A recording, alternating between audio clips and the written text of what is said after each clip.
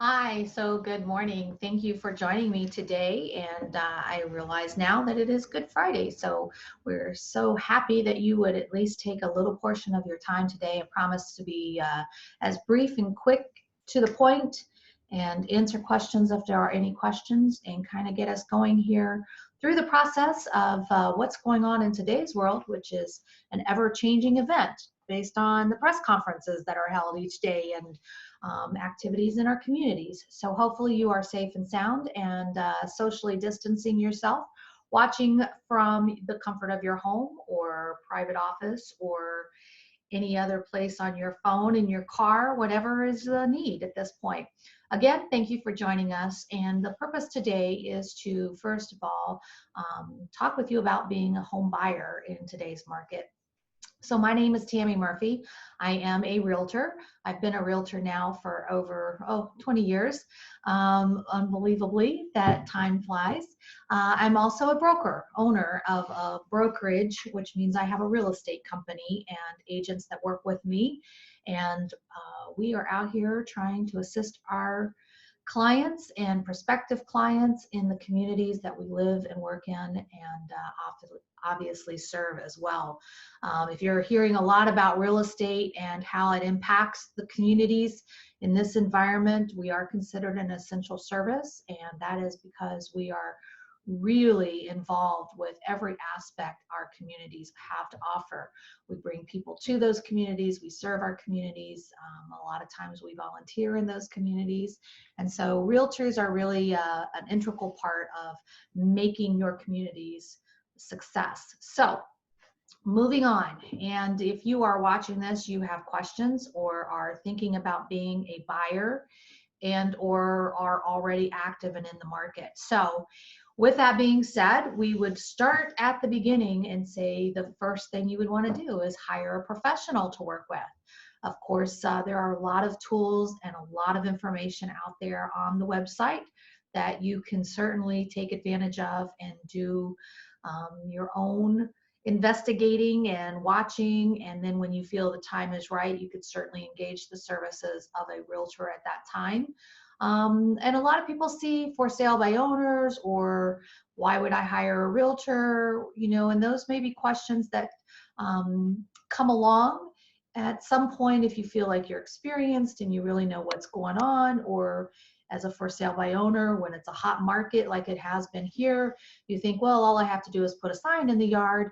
And those are options, obviously, that people choose to do depending on those circumstances. I'm going to say that if you're working with a real estate professional, you're going to save yourself a lot of time, a lot of headaches. Hopefully, you're going to save money, and you're also going to get the best advice and potentially the best deal out there as a result of that.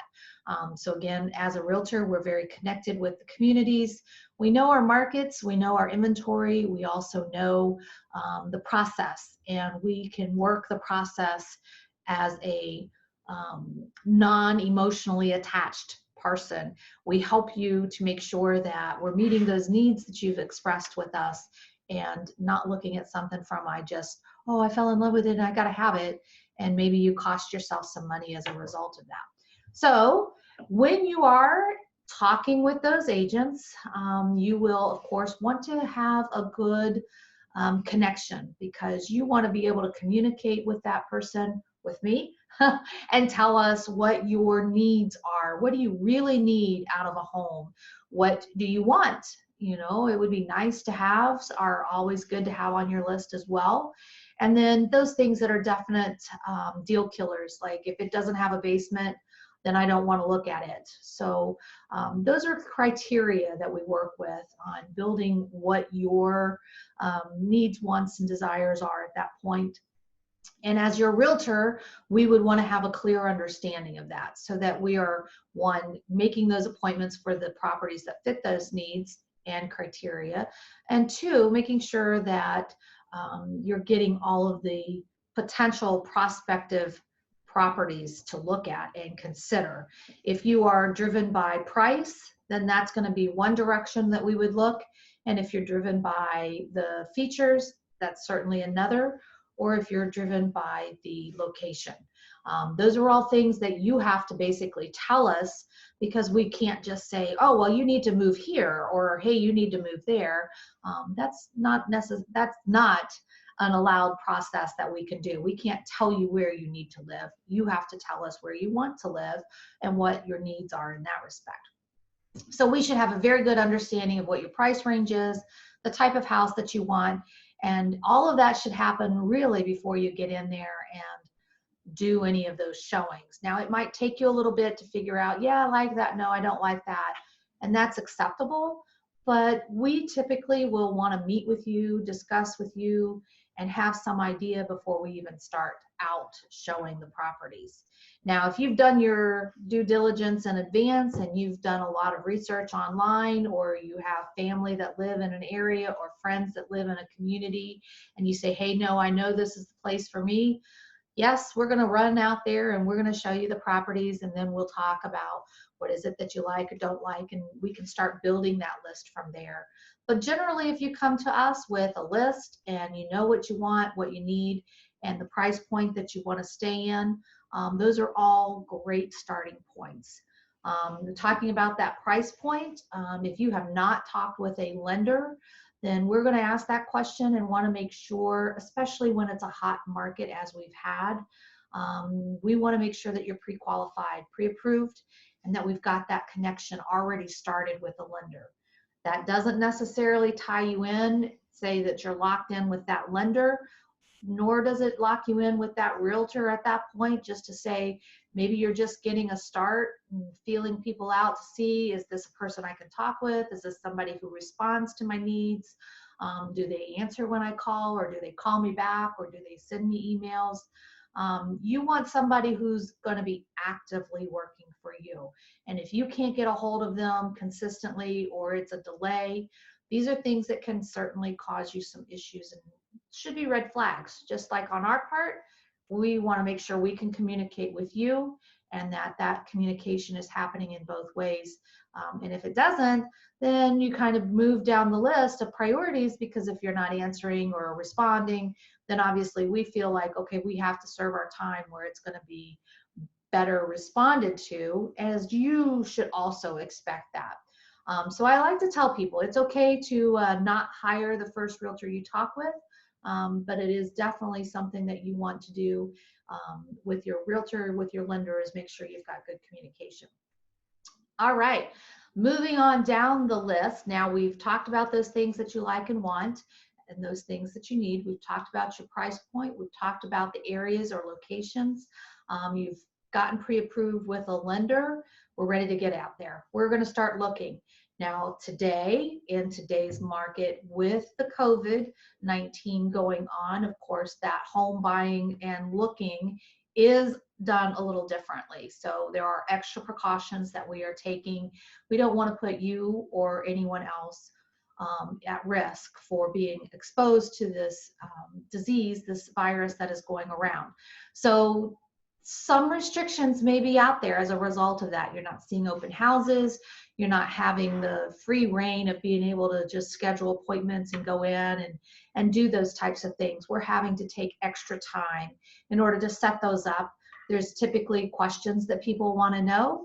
Make sure that you're healthy, make sure you haven't been exposed, make sure there hasn't been any symptoms, as well as on the seller's part, that we want to know that that's the situation, so we're not walking into a place that has that exposure. And then from there we go on.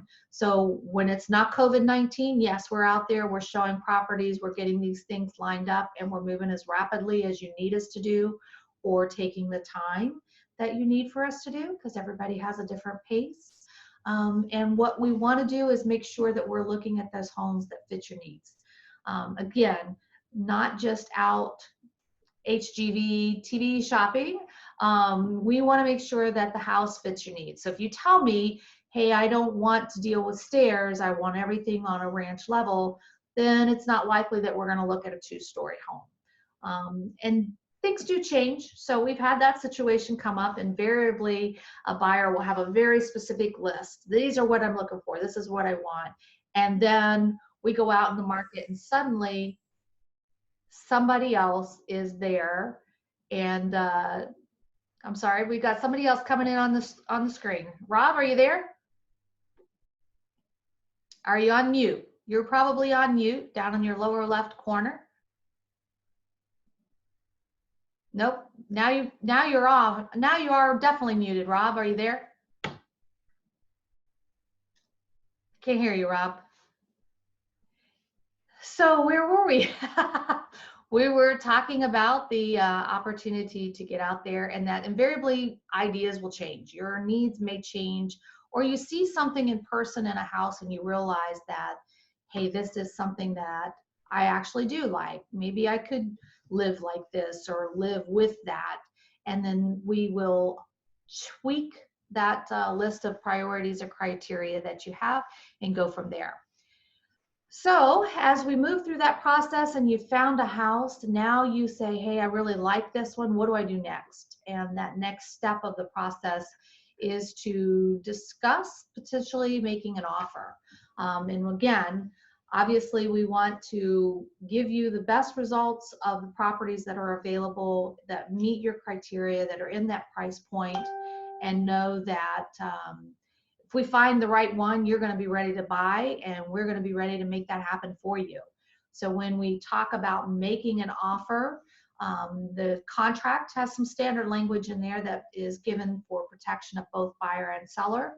And then we're going to fill in those particulars that fit your needs. That's going to be the price that you're willing to offer.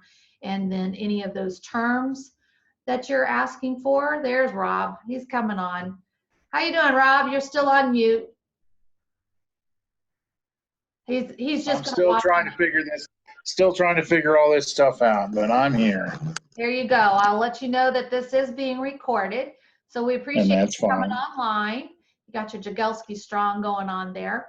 Rob is one of our agents, Rob Jagelski. If you are interested in looking, he is active and in the market and knows the communities out there that we serve as well. So he is a great resource for that.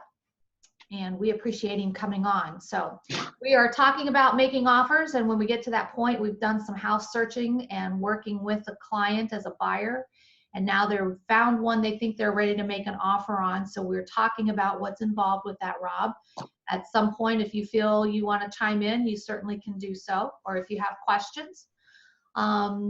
So we make the offer, and that's going to be, again, with the price that you're willing to pay, and if you're needing any buyer closing cost assistance, the timing that you need, and we'll talk about inspections, and we'll talk about what we want to be included with that purchase, and we'll talk about when we will actually try to close that thing, and then all of those dates and terms are put into the contract, and then we work the process. So once the offer is then written, we submit it over to the seller's agent, and they then will get back with us, hopefully with an accepted, because then that means we did our job right. If they come back and they want to counter on any of those things, then of course we're going to talk with you and make sure that any of the counter terms or price is going to be acceptable to you.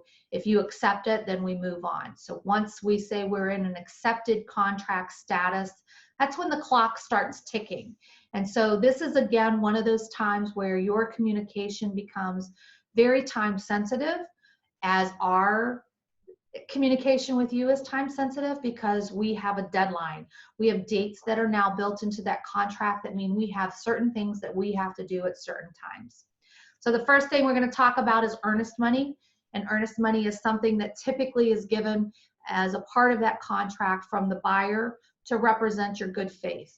You're not just wasting time and just writing offers. You're intent on working the process. And so the point of the earnest money is to be that my good faith money is coming up to say that I am worth what I'm writing here. That can be any amount. It's a negotiable amount. You can do an offer without having it. A lot of times in a hot market, sellers want to see that. And sometimes when you're competing with other buyers for the same property, you'll see that earnest money may be more, because you feel like, well, if I offer $2,000 for earnest money and somebody else is only offering $500, if everything else was equal, likely the seller is going to go with the higher earnest money because they feel you have more skin in the game. But that earnest money is a whole nother topic. that does get into if there's a problem, if I decide to walk away, how does it happen if there's a disagreement, and we've got state rules that allocate how that earnest money is going to be handled.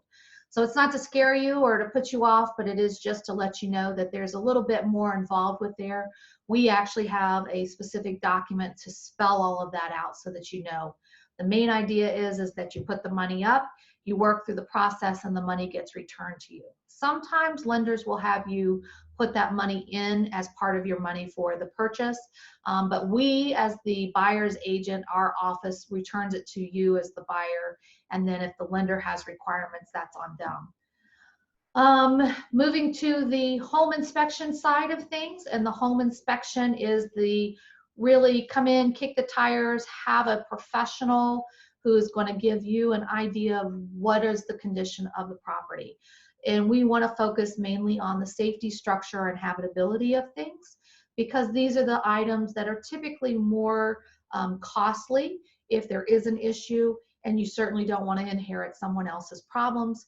You want to be able to go in with a good understanding as to what the condition is, and I'm okay with doing some repairs, or I need everything to be fixed, or I'm looking for a fixer-upper anyway, so it doesn't matter. And any variation in between any of those things are going to be what you find with a home inspection. We work with and have a lot of inspectors that we've seen and used, that have been used on listings that we've had as well. And there is a difference in home inspectors. So again, I'm going to say this is one of those things that hopefully you're not just driven by the price. You want to be driven by the service and what they represent, how long they've been in the business, that they're licensed and insured. Our state is in the process of requiring that licensure for home inspectors. But the big important thing is if cousin Joe is an inspector and he just does it on the side as a hobby, he might be able to walk through with you and give you some ideas, but he can't be the official home inspector, in the respect that the seller is probably not going to give credence to the fact that, hey, Uncle Joe says this is broke, so of course it's broke.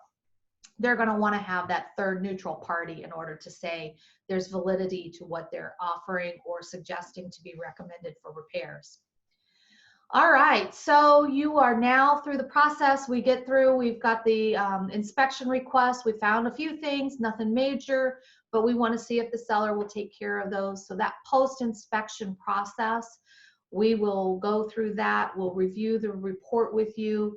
You'll tell us what your concerns are, what you're comfortable with, or what you have concerns with, and then we address that in that post-inspection. The seller then has a time frame in order to respond, how they're going to take care of that, and whether they're going to repair it or they're going to offer money so that you can take care of it, or there's going to be some agreement that we'll do this, but we're not going to take care of that, or, hey, sorry, we can't make any repairs, you're buying it as is.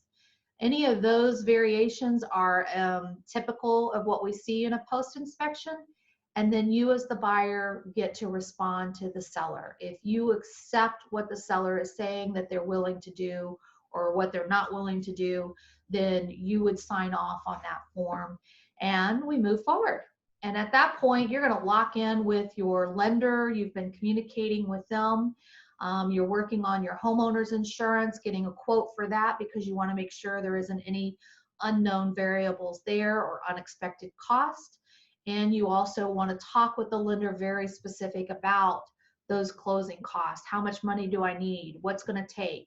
And you should have that idea from when you've originally talked with them, but now you're going to very well be able to tie that down because of the property taxes that are associated with that property, and any of the details we worked out with the seller for any closing cost assistance.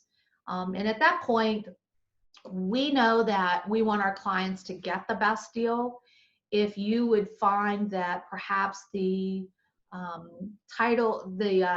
lender, that the lender is charging a higher fee than what you expected, some reason my cost is now $3,000 more than what I was expecting, that's the time to question. And I would say that you also have the right and are able to talk with another lender just to make sure, because lenders' closing costs, their fees, these things may vary depending on the program and who they are versus a bank versus a mortgage company versus a credit union. We'll see pricing differences in all of those different aspects. And you want to know that you feel comfortable with what it is that you're paying for that. So until you actually finalize that loan package and pay for an appraisal, you have a little bit of a window there that you can shop your lenders to make sure you're getting the better pricing and the best deal for you. All right, so we move on to the closing aspect of this. Well, we've got the appraisal now that the lender is going to ask. Once you finalize that loan commitment, you've made all of that, you've paid for the appraisal. Yep, you pay for the appraisal out of pocket, and you're going to pay for that home inspection out of pocket. So those are monies that are needed in advance before you get into the house and before that closing takes place, separate from the closing costs that we've talked about. So we generally tell people anywhere from $350 to $500 on a home inspection, and appraisals seem to be running anywhere from $400 to about $500 as well. So maybe if you had $1,000 in your pocket, in your account, that you know you don't need in order to make that closing itself happen, then you're probably in a good position to start that looking process and get into a home. And now that we have the lender who has called for the appraisal is a step in, again, a third neutral party who's coming out. They're validating what's the value of that home. They're doing that on behalf of the bank or the mortgage company or the credit union that you are working with to ensure that there is value in this home to the amount of at least what you are contracted to purchase. So we don't always see a lot of variation on the purchase price to the value of the appraisal. Sometimes it comes right on what we've got the contract for, and other times there's a little bit of variation. What happens if we get a bigger variation and we say we thought we were buying the house for $150, but the appraisal came in at $135? That's a situation that we obviously have to address at that point. Once that call is made from the lender, they're going to contact us as your agent, and we're going to say, oh, okay, let's see what we can do.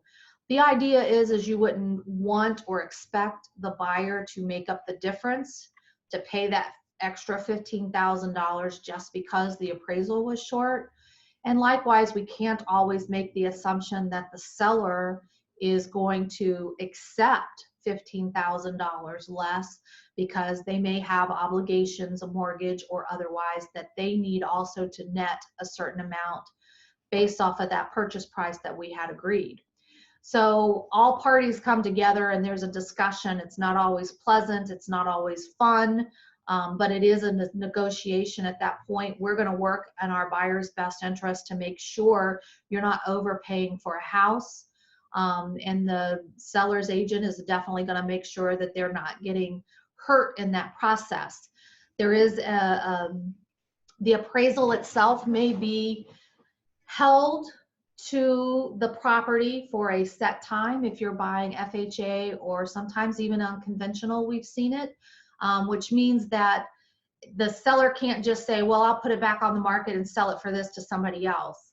If that appraisal is going to stick with the property, that gives us as the buyer's agent for you a little bit more negotiation power to be able to say, hey, we need to come to terms on this. Now, whether or not they're still going to agree to pay buyer closing cost or do any of these other things that we might have already determined may come back into call if they have a very short appraisal like that. But this is why, and if your eyes are rolling back in your head, this is why you hire us, because we know this stuff and we deal with this, and it's not emotional for us.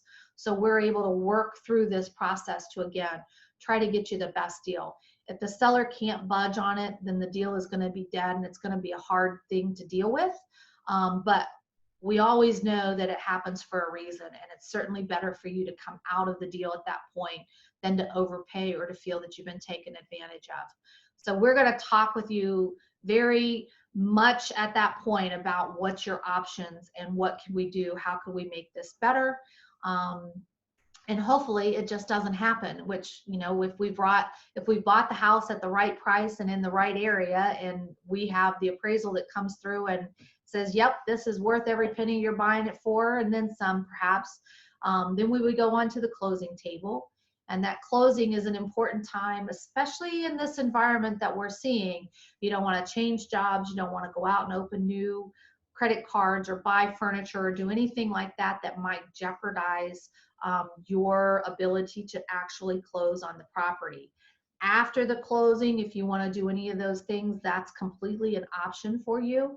But at least through that closing period, they typically will verify employment a couple of days to a day before the closing. They will also verify the credit, that there hasn't been anything done on that, positive or negative. And then all of that's good, and we go to the closing table, which may or may not be at the time where we're all together, because those days are a little social distancing means that the buyers are probably closing at one time and the sellers are closing at another, or you're in different rooms of the property. But you're getting it done, you're signing the papers, there's are all notarized, you're giving over your money as the buyer, and you're getting back the keys. That's if you're taking occupancy at the closing. Sometimes there's a little bit of delay in that, and we would coordinate that with the contract up front, so you would know that in advance. But hopefully it's a happy day and everyone has gotten through what they needed to get through. And now we would just open this up for any kind of questions that you might have. I know that was a quick, very quick 30-minute run through of the home buying process. And if you got anything out of that, hopefully you got a lot out of that. But I do have a checklist and a booklet that I can send over to you with your emails. So we'll make sure that we do that. And again, everybody's situation is different. Everybody looks for different things in their home or in the house that they want to call their home. And we can't ever make a judgment to say, oh, well, this is what you need. You know, we get off of your vibe, off of your information, off of your interchange with us. We may be able to say, oh, I know a good place for you. And we can certainly make recommendations based on that. But we want to be sure that we are serving your needs and finding you the home that fits for what your needs are. And then also making sure that we're a resource even after the closing. If there's something that happens or something that comes up, one of the benefits of being in the business for as long as I have is that I do have repeat clients. And that makes us always feel great, because it means we did a good job the first time and they trust us enough to come back again. And that would be a benefit to what we do. But we're here to be sure we're giving you the information that you need, the guidance and the experience. And if you're experienced at buying and you just need somebody to handle the paperwork, we're here for that too. We work with all types of clients out there, investors and buyers, and we even help some renters, because we know sometimes you're not able to buy and so you need to get into a rental. And we absolutely work with sellers and offer those properties up for sale and do all of that. So I appreciate you coming on and being here with us. And we will again ask if there's any questions or comments. Rob, would you like to say anything? No? Okay. How do you feel the market's going right now? Hot. It's very hot. It's very hot. I know a lot of people are saying it's not, it's cooling off, they're not getting busy. But in my experience, the people that are in this market are very serious. The mortgage people have raised credit scores. So they've knocked some people out of the game, but the people that are in there absolutely want places, and they want them now. And I've had a client miss for several weeks in a row on houses just getting outbid, and it's crazy. Yeah, So, it is. And so one of the things that we do is, again, make sure that we're on top of the needs for our clients. We'll set you up with what's an MLS portal, so that you're getting that instant notification. I know Rob has been out showing properties physically. We have the Clorox wipes and Lysol and the gloves and the mask all in the car so that we can facilitate all of that. But we're here. We're still busy. We're here to serve you and to help you. And hopefully if you need a resource, you will let us know and give us a call. And we appreciate it. So thanks for coming out here today. Happy Good Friday. Again, apologize. I did not realize when I set this that it was, I don't even know what day it is. So I can't keep up with the holidays, let alone the days. But we hope that you have a very safe, healthy, and happy Easter. Even if you don't get to sit around the table with all of the family, at least hopefully they're all healthy and safe. And we wish you well. Thanks again. We appreciate it.